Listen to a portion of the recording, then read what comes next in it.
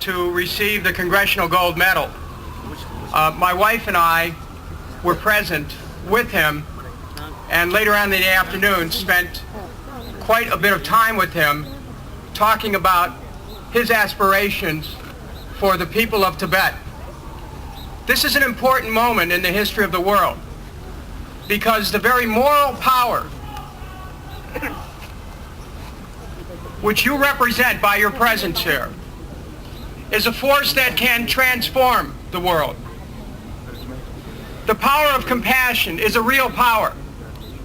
And at this moment, we must have compassion for the Chinese who find themselves in a very contradictory position of wanting to demonstrate to the world that they are a great power, that they have a great economy, that they have great opportunities, and yet at the same time, they are falling short on the single most important principle that relates to humanity, and that is the basic human rights of people. And so the Tibetan people have the opportunity to demonstrate the moral force which changes the world. 40 years ago, an American leader by the name of Martin Luther King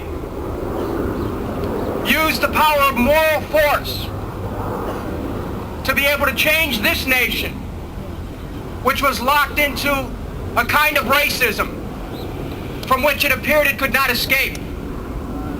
But because he stood on moral authority, he was able to stand and address thousands, hundreds of thousands of people in the Washington Mall and talk about a dream that he had of real equality.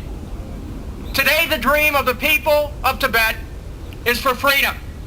It is for human rights. It is for political rights. It is for economic rights. It is for self-determination. And the world community must stand with Tibet at this moment.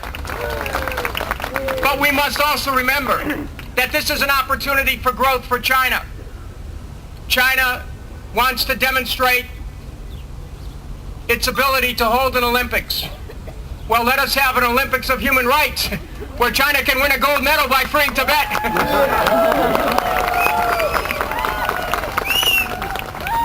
And we must also let China know that these Olympics are an opportunity for it to show its greatness in a new way. It was more than 30 years ago that a president by the name of Richard Nixon did something that was unthinkable for an American president. He actually made the initiative to go to China. And he was someone who had established a lifetime of record as a hardline anti-communist. And yet Richard Nixon was able to go to China. China then benefited from that opening. China had to see there was a moment for an opening and awareness.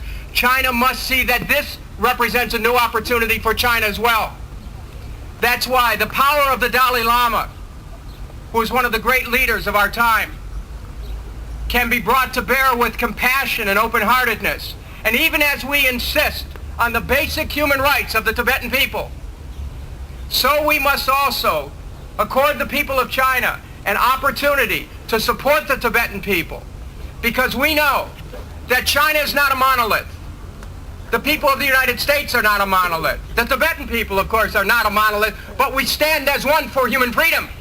And so at this moment,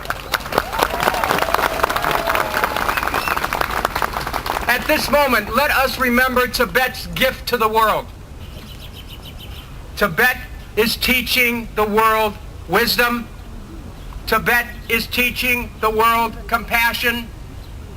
The Tibetan monks seek to teach the world nonviolent conflict resolution, the power of moral suasion, the power of the human heart, all in this moment comes to bear as we seek self-determination for the people of Tibet, as we seek to use the Olympics as a moment when we can elevate the cause of human freedom, when we can elevate the cause of the Tibetan people, and where the people all over the world will rejoice that someday, because they believed in compassion, because they believed in human freedom, their belief will be made flesh through the freedom of the Tibetan people. Thank you very much. Thank you.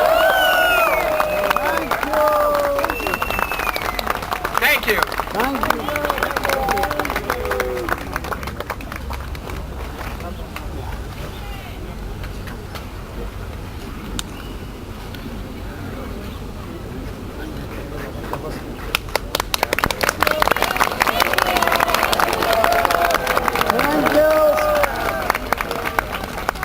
you very much, Congressman.